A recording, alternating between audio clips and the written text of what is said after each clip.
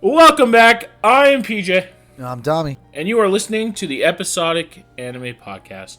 This week we are covering My Hero Academy, Season 6, Episode 5. Guys, a lot of things happened in this episode. We got Shigaraki re-waking up in a way I didn't think he was going to. He got shocked back to awakening, but it was all due to the fact I feel like he wouldn't have woke up if the hero did not shock the machine and cause like an electrical current to run through everything. Then everybody is trying to evacuate. They're all fighting the Nomu, kind of struggling. The upper Nomu and the upper floors, or the lower Nomu and the upper floors were taken care of, so all the heroes ran down to the basement to back up the team down in the basement. Everybody was kind of struggling until backup arrived, and then they went and assisted Endeavor, because Endeavor was losing that fight slightly, until Gran Torino swooped in and kicked the Nomu in the face like a god, and it was incredible. Then it pans over to President Mike standing in the doorway going, "I got the doctor. How are we dealing with this?" To Shigaraki literally shocking, or blowing up the guy. Tommy, I gotta say you were slightly correct when you said he was going to absolutely obliterate the hero next to him. I just have to say that hero deserves props for trying to take him out. He looked at him and tried to shoot him in the face, and Shigaraki went none of that. BJ, Now die. I'm going to have to take away your props personally and throw them right in the trash because dude wouldn't have been revived if it wasn't for his arrogance. If the dude was just like, I'll let the other heroes handle this. My main job right now is to watch this dude passed out. Hopefully he stays dead. I'm going to stick to my job and not do anything else. We'll come back and investigate that later. Instead, this jerk-off was like, hey, that seems sus going on over there. I'm going to take it into my hands and blow it up, even though I'm not supposed to. Causing the world's worst supervillain to be born. So, yeah, I'm going to say he doesn't get any props from me, whether he dies or not. He was careless, and he resurrected Shigaraki, so he gets negative In the props. worst timing ever, too. So, now all the heroes are having to evacuate, because Shigaraki, he might have woken up with 75% done in the chamber, but his power is, like, magnified by 10. The man literally shot a shockwave of his power down a hallway, and it is obliterating, like, streets, or blocks. It's just going down blocks down the town. It's destroying everything. The kids, the students that were evacuating are trying to stop it. We don't know what happened to the heroes in the hospital. Everything's kind of off the rack right now. Deku's trying. We're gonna come back to Deku actually, because I got a lot to talk about Deku. Then we plan over to Group B, where, Tommy, I can't believe I was actually right. I went off on a huge limb. And Bird Boy jumped in and saved Hawks. Now Hawks is in critical condition because his back's completely torched and his wings are gone. But nonetheless, a student took on Dobby, which, by the way, is actually kind of impressive.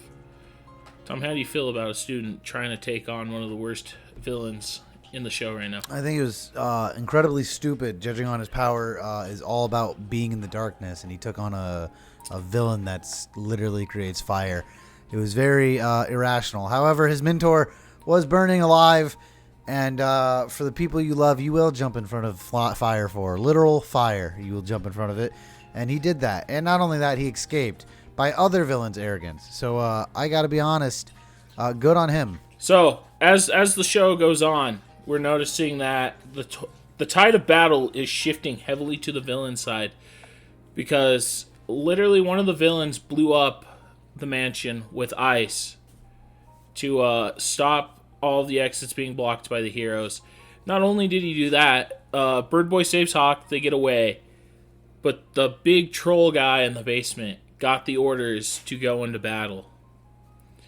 And he started screaming, and that's kind of how the episode ended. I feel like there's a very big thing we should talk about, and that's the fact that the very first original owner of one for all, has awakened inside of Deku's head, telling him that he must stop Shigaraki or else everything is doomed. Which I did not see coming at all. What did you think about the first owner being inside Deku's head here? Oh, it's okay. He didn't do anything. He's like, yo, you know the bad guys you're fighting? You gotta stop them. It's like, well, yeah, that's why we're here. What a dumb command. You woke up to tell me, hey, to stop the dudes we're stopping? Well, it's like you're playing Battleship and you're winning, and I show up and go, you know you're supposed to sink the other guy's ships, right? It's like, well, what do you think we're doing? I just thought it was weird that the first owner comes forward and goes, hey, bud, we got to do stuff now. The second Shigaraki wakes up. Because not only that, inside of Shigaraki's head, All For One's voice started talking. Well, yeah. So I feel like this episode, I feel like they're more heavily linked than what we know as of right now. Okay.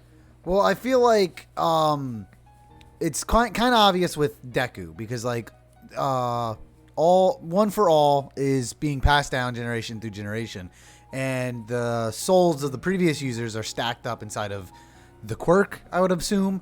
So it makes sense that the guy's being able to talk to Deku. That makes sense. The one that doesn't make sense is All For One is still alive. He's in prison.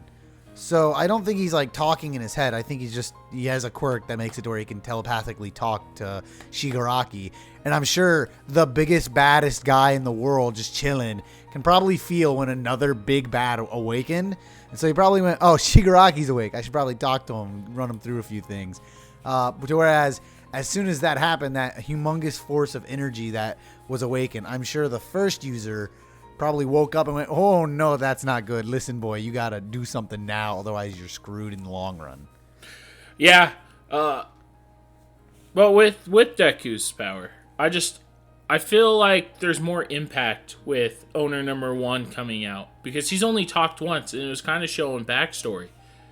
Yeah, it was him yelling at his brother. The other two were slow. Like, he didn't really directly talk to Deku.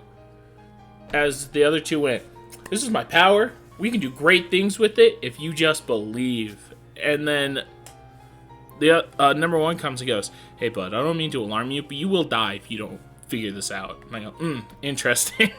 No, there was definitely like a feeling this episode. Like I said, the whole first few episodes so far has been like the heroes doing hero stuff, and you're like, oh, hell yeah. There's something about being in the face of power, just pure destruction, to where you can't help but to smile and go, ooh, this is gonna take a turn. Yeah. Shigaraki awakening was the turn, in my opinion. And I gotta be honest, watching him just destroy things like the rock consumes and it just spreads out and just destroys everything. I was sitting there and I was like, wow, Shigaraki went from some just normal punk who's sitting there not doing much, who has to put all 5 fingers on his dude. And then I thought of the scene where he walked up to Deku and put his hand around his neck. And I'm like, oh, that's really cool. You know, he went from being a punk to pretty much a god. And then the show then doubled down on my thought and showed me the scene where he put his hand on Deku. I was like, whoa, I was just thinking about that. So yeah, Shigaraki definitely went from a villain to a supervillain this episode. And it is very cool.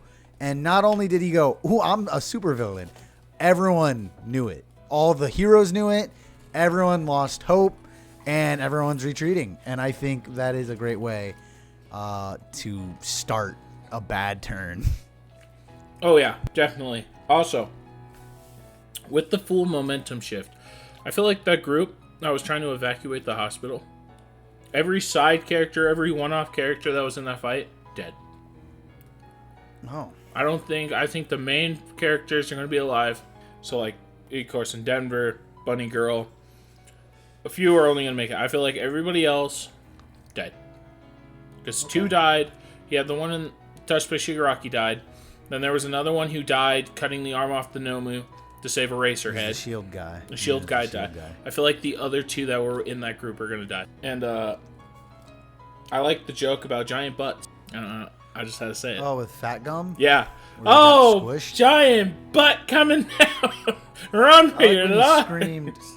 I like when he was like, "You didn't pay your taxi, man." And chased after the bird boy. That was pretty funny. But oh yeah, Dabby, he's talking some smack, and I gotta be honest, he's getting in the student's head, and I think that's the best course of action for the villains to do. And Dabby is owning that entire corner of that like psychological warfare area. He's killing it in that zone. Oh yeah, but Hawks had a good point too. I feel like since Bird Boy stopped, we really gotta learn his name. Stopped. I think it's Fujiono or Fujimoto. I don't remember. I feel like he was talking more smack, trying to get into his head, because Hawks had a good point that he had to recharge his power there for a second. I feel like he used so much of it off that he couldn't do a super fast blast at the student. Well, yeah, his ability is like Endeavor's, but it burns him over time. It's his powers, his quirk's called cremation. It's so hot it can instantly burn human flesh, but it can also burn his own human flesh. That's the downside of having any fire ability in any show ever. It sucks. I love fire, but man, it really does burn the user as well. Yeah. That's why he's all scarred up. Also, they both would have been dead if another villain didn't save them by losing it and blowing the mansion up with ice. I think, here's my honest prediction. I think the villains are killing it. But if we're talking about Group A, which is Endeavor's group, Yep. none of the pro heroes are replying right now.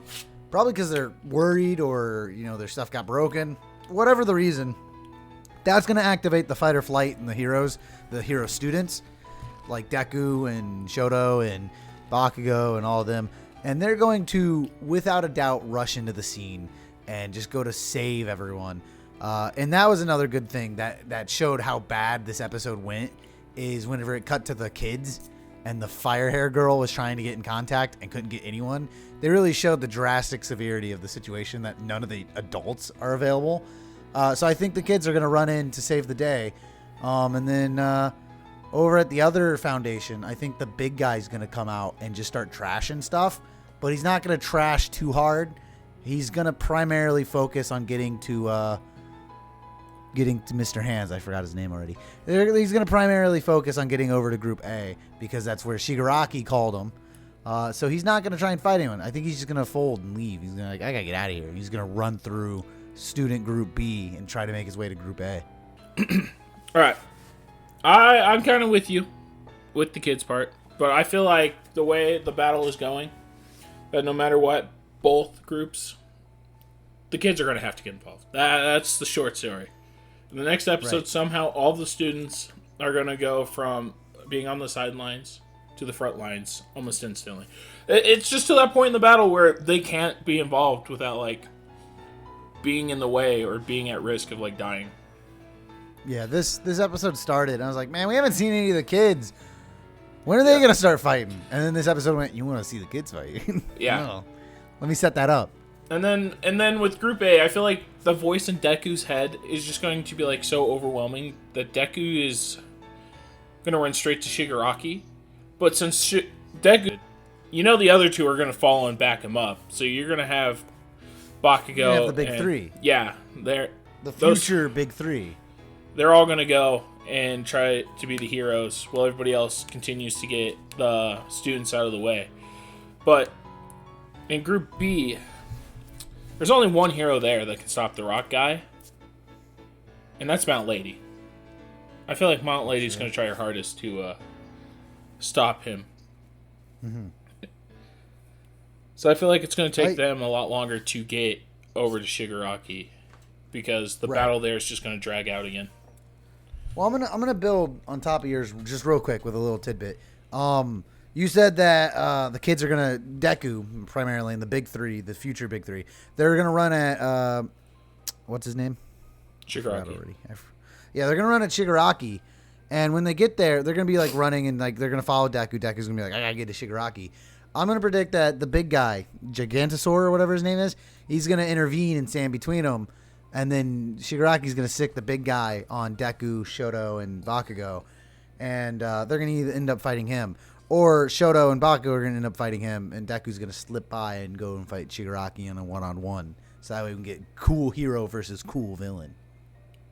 Yeah, I feel that. That's another good point. Well, thank you guys so much for listening to this episode. If you enjoyed it, please like and subscribe. And if you're listening on Spotify, please give us a 5-star rating. Hopefully, we'll see you guys in the next episode, which we will be covering. Thank you again for watching. Bye. Bye.